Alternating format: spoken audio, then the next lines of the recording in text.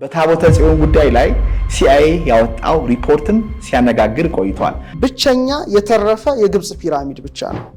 ስድስቱ ወድመዋል። የተረፈው ፒራሚዱ ነው። እንግዲህ የተደመሰሱት ግማሾቹ በጦርነት ነው፣ ግማሹ በርዕደ ምድር ነው። በጣም ሂውጅ ነው። ሲወራም እንዴት በዛ ዘመን በሌለ ቴክኖሎጂ እንዴት ሰሩት። የግንባታ ቁሳቁሱን ስትመለከት በግምት ኦልሞስት ስታየው 2.3 ሚሊዮን የኖራ ድንጋይ አንዱ በጣም የሚያነጋግረው ፒራሚድን ማን ነው የሰራው? ከዚህ ዓለም ውጪ የሆኑ ፍጡራን መጥተው ሰሩት የሚሉ አሉ።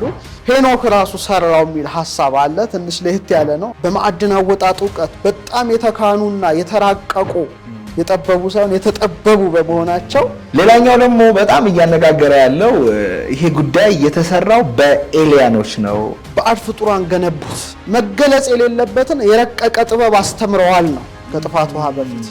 ከዛ ፕላኔት ኤክስ ወር ኒቢሩ ከምትባለው ፕላኔት የወርቅ ማዕድን ፈልገው መጥተዋል ነው። ጠቢቡ ሰለሞን ለምሳሌ መናፍስትን ተጠቅሞ ቤተ መቅደሱን አስገንብቷል ይባላል።